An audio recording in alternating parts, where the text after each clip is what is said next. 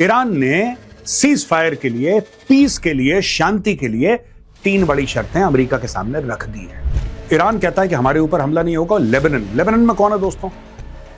इनको लेबनान से कोई लेना देना नहीं है। लेबनान में इनके प्यारे बच्चे हिजबुल्लाह है।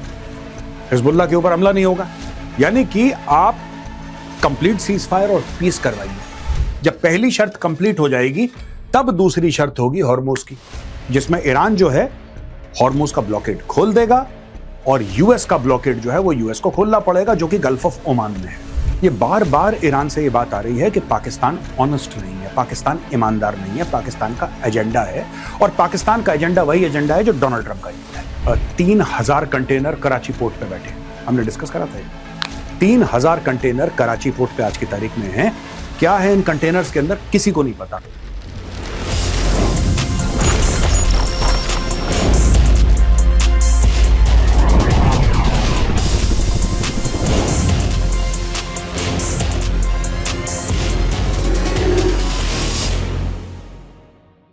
जय हिंद दोस्तों, मैं हूं मेजर गौरवारी और आप देख रहे हैं द चाणक्य डायलॉग्स। दोस्तों, ये जो लड़ाई है ना ईरान और अमेरिका के बीच में, ये खत्म होने का नाम नहीं ले रही।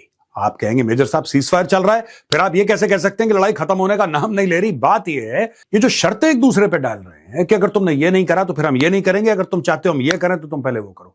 अभी ये वो क्या है, ये मैं आपको समझाऊंगा आज के वीडियो में। ईरान ने सीज फायर के लिए, पीस के लिए, शांति के लिए 3 बड़ी शर्तें अमेरिका के सामने रख दी हैं।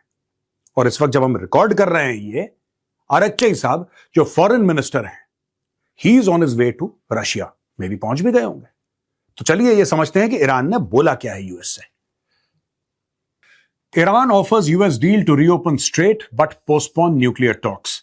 The new proposal given to the US via the Pakistani mediators focuses on solving the crisis over the strait and the US blockade first. As part of that, the ceasefire would be extended for a long period, or the parties would agree on a permanent end to the war. According to the proposal, the nuclear negotiations would only start at a later stage after the strait was open and the blockade lifted. The White House has received the proposal, but it's unclear whether the US is willing to explore it. These are sensitive diplomatic discussions and the US will not negotiate through the press. As the president has said, the United States holds the cards and will only make a deal that puts the American people first, never allowing Iran to have a nuclear weapon. अब दोस्तों, मैं आपको बता देता हूं, ये जो deal है ना जिसकी बात कर रहे हैं कि जो नया प्रपोजल है, ये लिखा है ना द न्यू प्रपोजल। अब ये न्यू प्रपोजल है क्या? ईरान ने बोला क्या है, पहले ये समझने की जरूरत है। सबसे पहले ईरान ने बोला है पीस। पीस किसके लिए? ईरान के लिए एंड लेबनान के लिए। मैं पूरा जगह नहीं है तो मैंने आई और एल लिख दिया है। ईरान कहता है कि हमारे ऊपर हमला नहीं होगा। लेबनान में कौन है दोस्तों? इनको लेबनान से कोई लेना देना नहीं है। लेबनान में इनके प्यारे बच्चे हिजबुल्लाह हैं। हिजबुल्लाह के ऊपर हमला नहीं होगा, यानी कि आप कंप्लीट सीज फायर और पीस करवाइए। कंप्लीट सीज फायर और पीस करवाइए ईरान के साथ और हिजबुल्लाह के साथ। यह शर्त नंबर 1 है। शर्त नंबर 2 क्या है, ये देखिए साहब। अगर ये हो जाता है तब हम हॉर्मुज खोलेंगे। अच्छा, हॉर्मुज में भी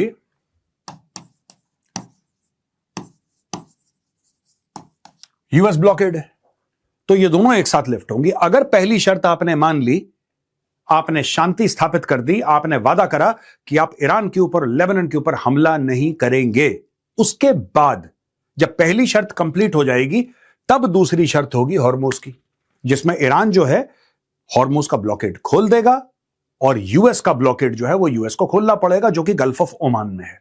ठीक है, जब ये दोनों शर्तें पूरी हो जाएंगी तब तीसरी शर्त होगी कि तब हम बात करेंगे न्यूक्लियर के ऊपर। तो ये कंडीशनल है, पहली पूरी होगी तब दूसरी, जब दोनों पूरी होंगी तब तीसरी। ये स्टोरी है, ये ईरान की शर्तें हैं जो ईरान ने 3 दी हैं।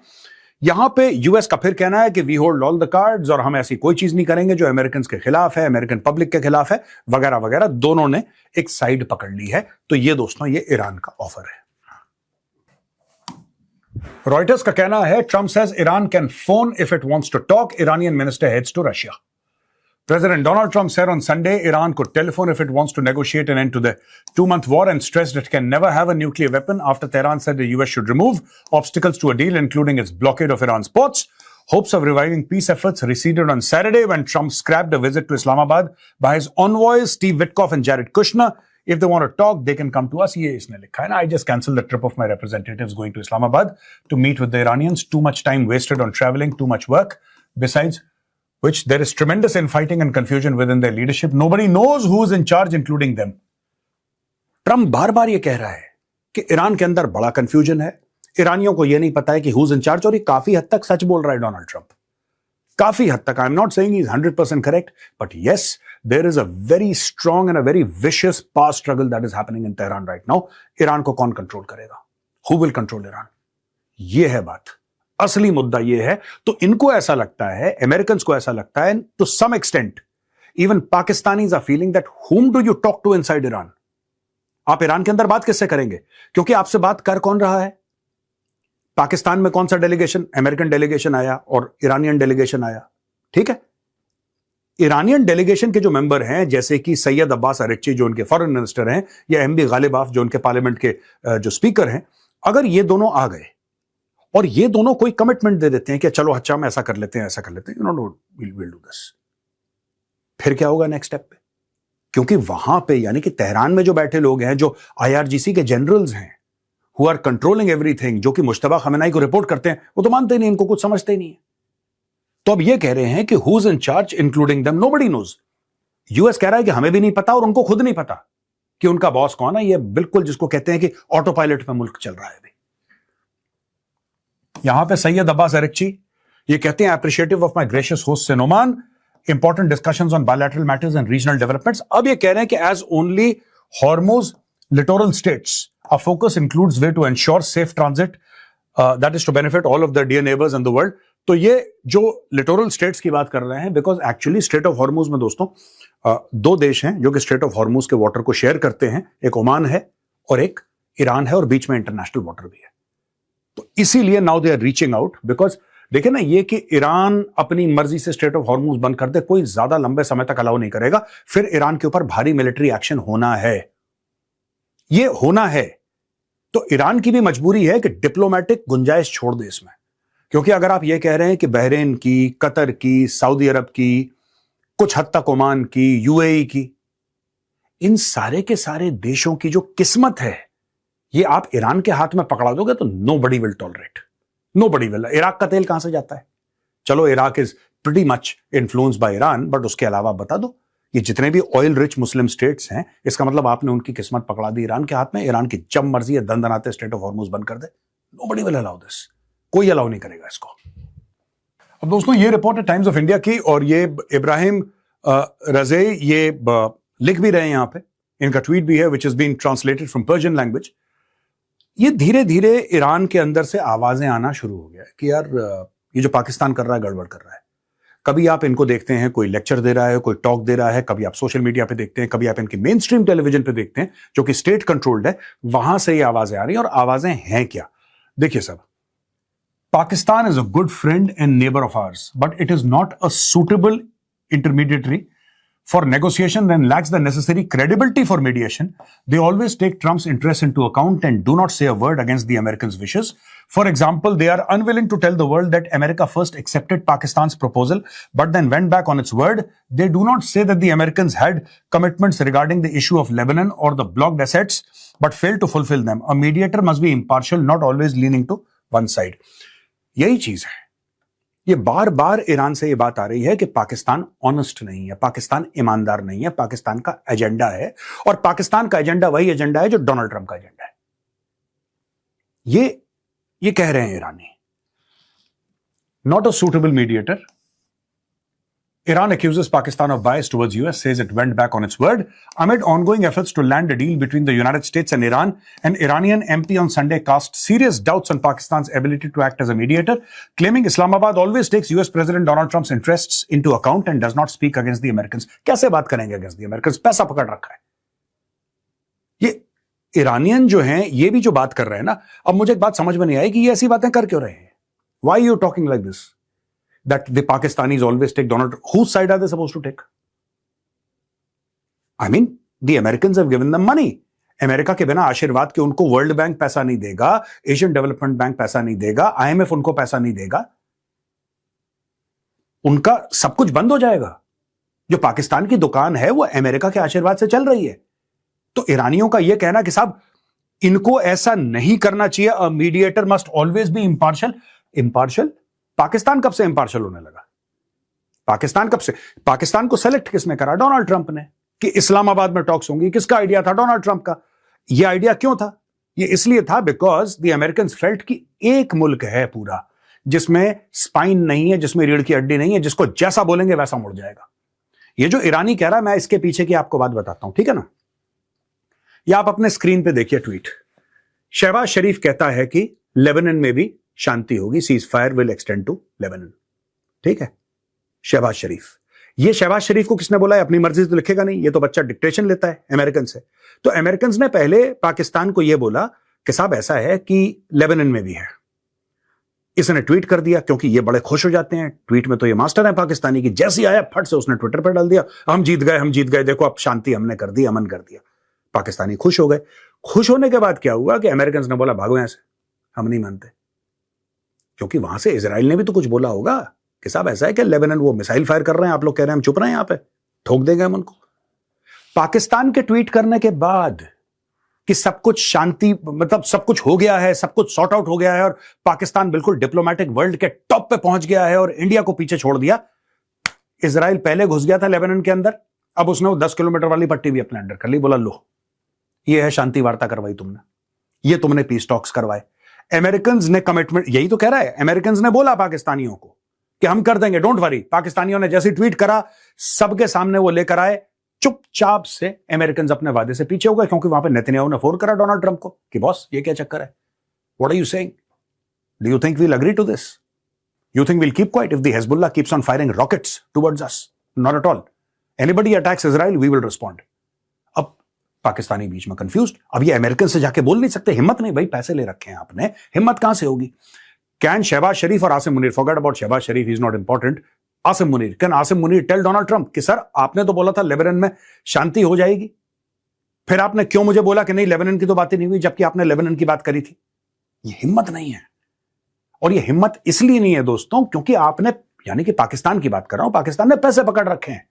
एक बार आपने किसी से पैसे पकड़ लिए, एक बार आप अपनी रात की रोटी के लिए किसी पर आप निर्भर हैं कि डोनाल्ड ट्रंप जब खुश होगा, स्माइल करेगा, तब पाकिस्तान खाना खाएगा। अगर उस लेवल का आपका गेम है तो भाई फिर आप कम से कम डोनाल्ड ट्रंप को तो आप दुखी नहीं कर सकते। You can't upset Donald Trump, you have to keep him happy.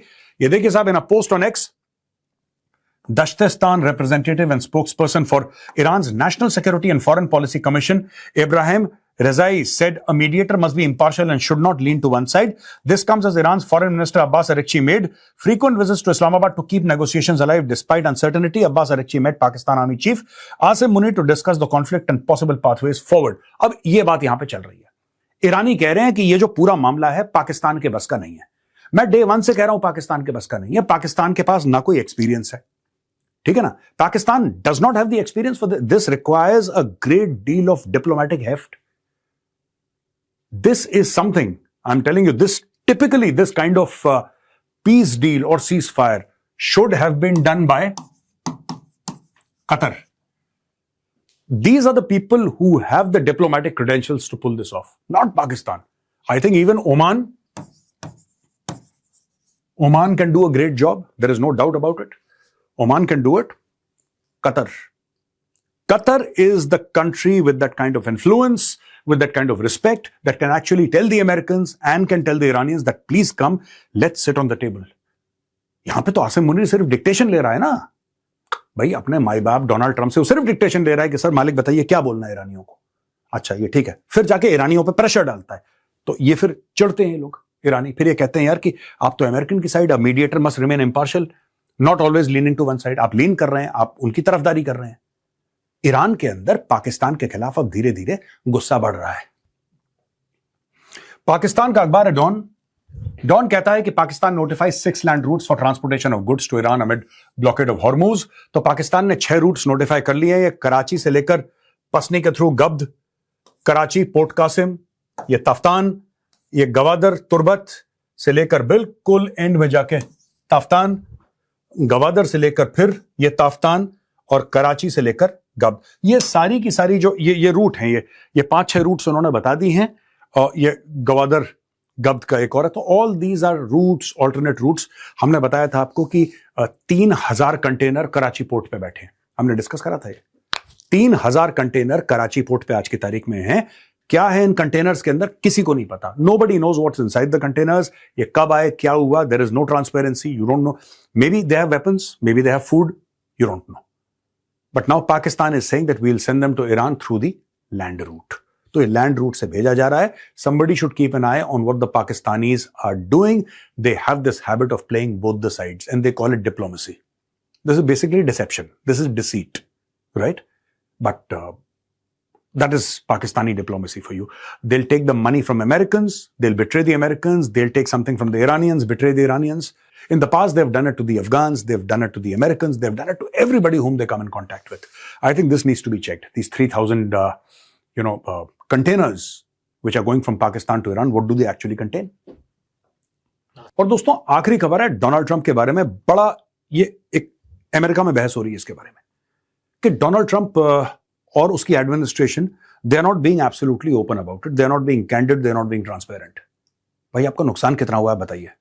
यही डोनाल्ड ट्रंप था, 5 जहाज गिर गए, 8 जहाज गिर गए, फिर कभी 7 कहता था, कभी 9, फिर एंड में उसने 11 बोले भारत के बारे में।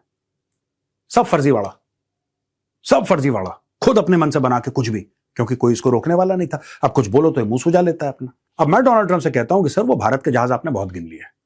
चलिए आपका गिन लेते हैं थोड़ा सा, ठीक है। 16 तो इनके जहाज एट लास्ट काउंट इनके 16 गिर गए थे, उसके बाद गिरे हो मुझे नहीं पता, लेकिन ये पुराना फिगर है मेरे पास, इनके 16 जहाज निपट गए थे। तब की बात कर रहा हूं, 2 हफ्ते पहले की। अगर बीच में और कुछ हुआ हो, आई am not aware. US bases suffered massive damage in Iran strikes. Repair may cost billions. US military bases and equipment in the Persian Gulf have been hit much harder by the recent Iranian strikes than initially reported.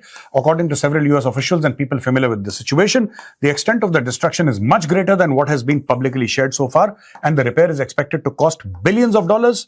These attacks hit important military sites in at least 7 countries, including storage warehouses, command centers where operations are managed, aircraft hangars, and systems used for satellite communication. It also damaged runways, radar systems, and even some aircraft, which are all critical for military movement and surveillance. The US Defense Department has not shared full details about how much damage was actually caused by the Iranian strike. I think it's time for the Donald Trump administration and his so-called Department of War to be absolutely clear. How many aircraft did you lose? How many personnel did you lose? And what was the total damage incurred in terms of, how many drones the Iranians fired, or cruise missiles or ballistic missiles, and how much will it take to repair all the bases, and what was actually the damage? What was damaged in the Iranian strikes? I think the United States of America, Trump is very fond of going on Truth Social and saying these many aircraft and these many, the Pakistanis did this. Now, I am asking Donald Trump, with all due respect, sir, Honorable President, Mr. Donald Trump, please let us know what damage was caused. आज यहीं पे video खत्म होता है दोस्तों। पसंद आए तो इस वीडियो को लाइक कीजिए, हमारे चैनल को सब्सक्राइब कीजिए, बेल आइकन दबाना बिल्कुल मत भूलिएगा। जय हिंद, वंदे मातरम, भारत माता की जय।